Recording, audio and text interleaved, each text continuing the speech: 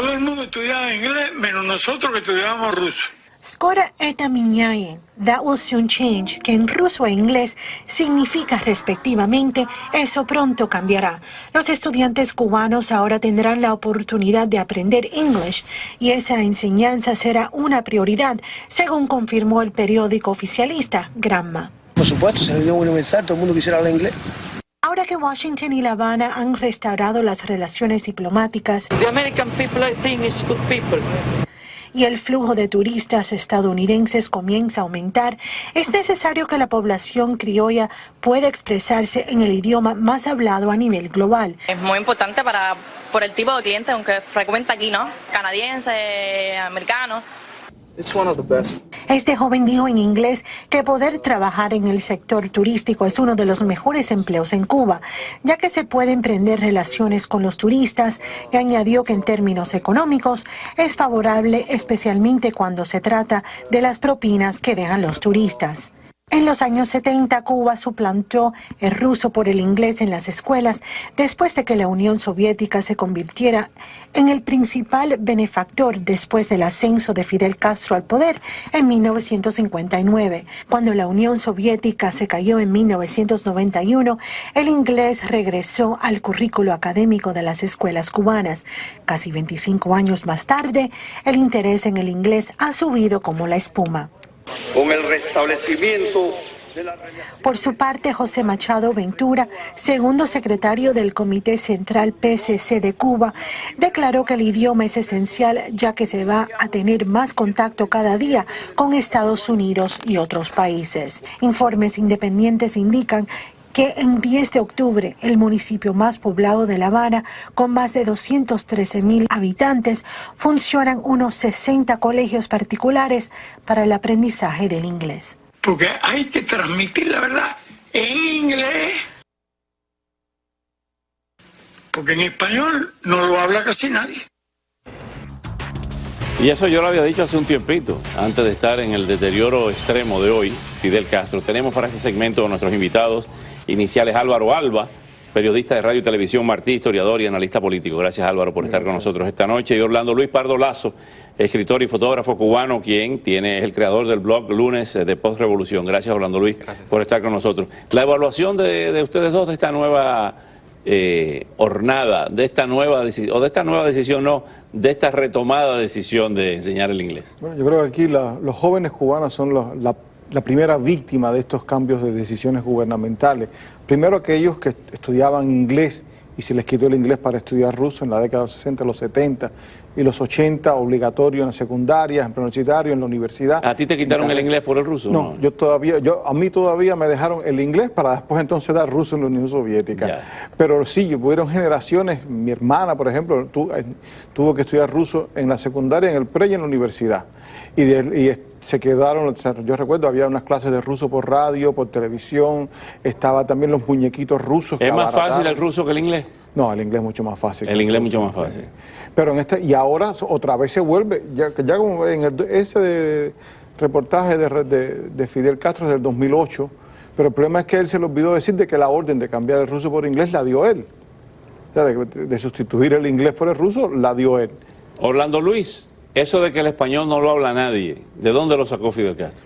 Bueno, debe haberlo sacado de los miles de horas de discursos en español que dio, ¿no? O sea, tal vez la gente está escapando, ya estamos cansados, el pueblo cubano, de escuchar sus largos discursos en español y queremos hablar en farsi, en ruso, en inglés, lo que sea. Lo triste de esto es el modelo paternalista que se reproduce todavía en el 2015, estamos en el siglo XIX en Cuba. Se reproduce un modelo colonial, vertical, paternalista, donde el Estado le enseña a los niños como una papilla la lengua más conveniente o no en cada momento, ¿no? Y bueno, y a otro nivel siempre me encanta ver cómo el castrismo va deviniendo en esta especie de anexionismo inverso, ¿no? Ahora, en lugar de exigirle al inversor que aprenda la lengua de la patria, que aprenda la cultura nacional, que se inserte en nuestro país, que se asimile a nuestra cultura, ahora nosotros nos estamos convirtiendo en una especie de, no sé, vendepatrias lingüísticas. ¿Qué pasó aquí, recordando la autodefensa de Castro, después del Moncada? La historia me absolverá, que era una frase que estaba en Mein Kampf de Adolfo Hitler. La historia me absolverá, ¿la geografía lo condenó? Bueno, él siempre, sus planes siempre fueron faraónicos, ¿eh? Las guerras en África, inclusive presencia militar cubana en Vietnam cuando el conflicto con Estados Unidos. Yo creo que no hubo un país del África donde no hubiera una aventura, empezando por las del Che Guevara, en Argelia en los años 60, y siempre... También, ahora que dices tú faraónico, perdona que te interrumpa, la zafra de los 10 millones en el 70, la producción de leche y de queso. El cordón de La Habana, ubre blanca, o sea, sobran los ejemplos. Más que Suiza y Francia decía que iban a producir queso. No, y que la bahía de La Habana se iba a llenar de leche, etcétera, y que iban a exportar leche, y todavía los niños cubanos hasta los 7 años reciben leche, ya después se les deja de dar. O sea que para él, en aquella época, que era Rusia, la Unión Soviética era su aliado, la insertación era total, no solamente económica, era política, era lingüística, era social. Y de ahí que todavía quedan en Cuba muchos recuerdos de aquella época. Está el Parque Lenin, que todavía queda, el Teatro Carlos Marx, etcétera. Y yo creo que las películas soviéticas, que hay una adversión total a las películas soviéticas y ahora a las rusas, aunque muchas de ellas tienen mucha calidad, han sido premiadas con ahora, los Oscar. muñequitos rusos sí eran intragables, ¿no? Pero los muñequitos rusos eran para penitencia, como decía el gran cómico Enrique Arredondo. ¿Y cómo se ha distorsionado la cultura cubana con todo lo que tú, siguiendo con tu línea de pensamiento de importar siempre la cultura de afuera? Yo te podría decir, se pueden decir muchas conclusiones, pero yo te podría decir que la cultura rusa, se han escrito recientemente algunos libros sobre la trascendencia o no de la cultura rusa en la literatura, la impronta que deja en la cultura en general. Pero yo te podría decir que los rusos dejaron muy poco, ¿no? O sea, es como que a nivel lingüístico, a nivel cultural, a nivel odorífico incluso, son diferentes, muy diferentes. Se podría hablar hasta de una rusofobia, ¿no?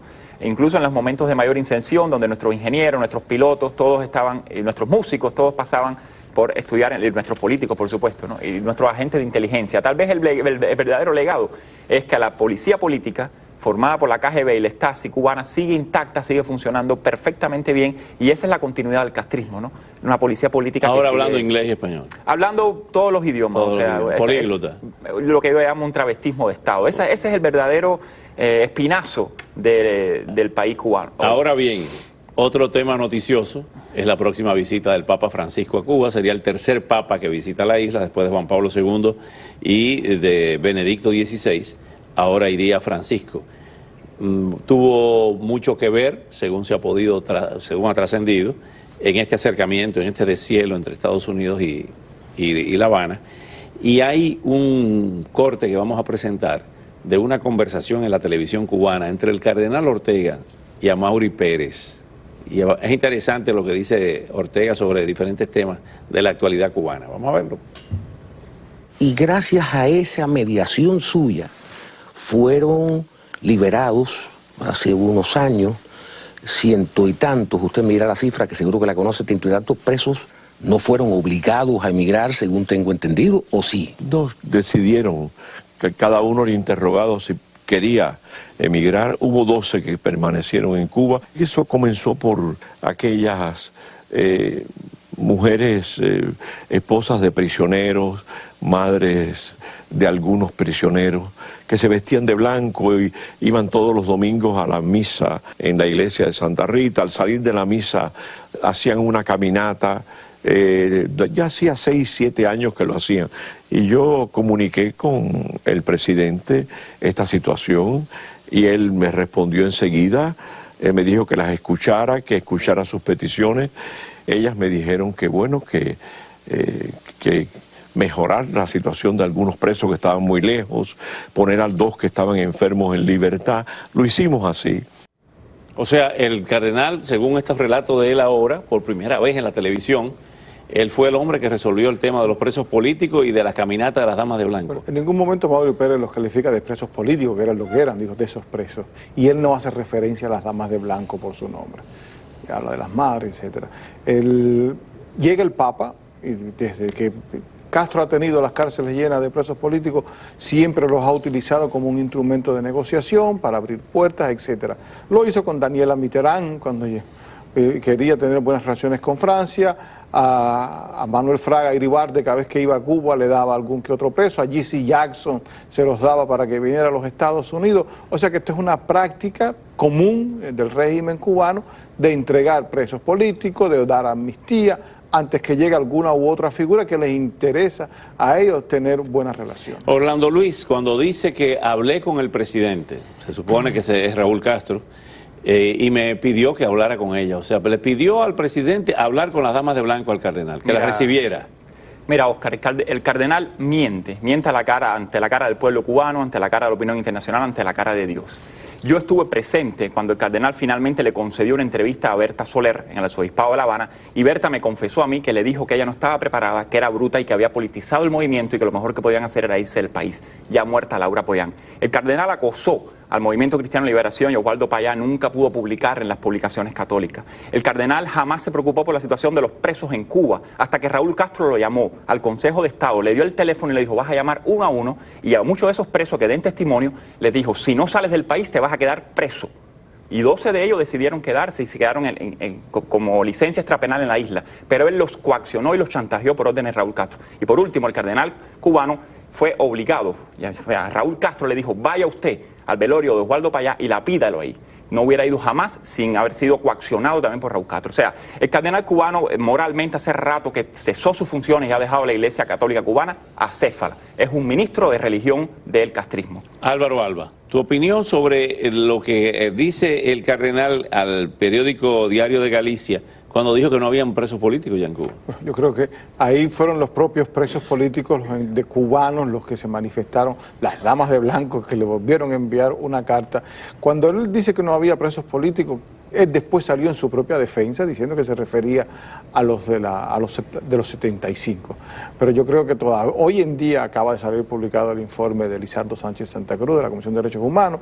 Hay otros grupos políticos como UNPACO o centros de información como Hablemos Press, que también emite, donde siempre aparece una lista de presos políticos cubanos que están detenidos por motivos políticos. ¿Tú crees que haya liberación de presos políticos ahora con la visita del Papa? Yo creo que sí, que a 2 o 3 saldrán de las cárceles, se le presentará al Papa como un gesto de buena voluntad, y después el Papa vendrá a los Estados Unidos para presentarlo como también una mediación que ellos hicieron. Lo que no va a haber nunca, según ustedes, o va a haber, es una ley de amnistía.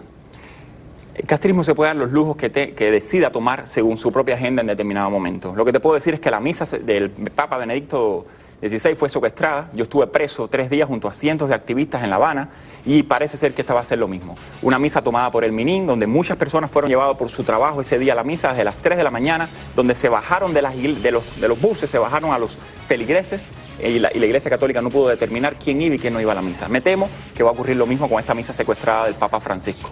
Muchas gracias a ustedes por venir esta noche. Muchas gracias.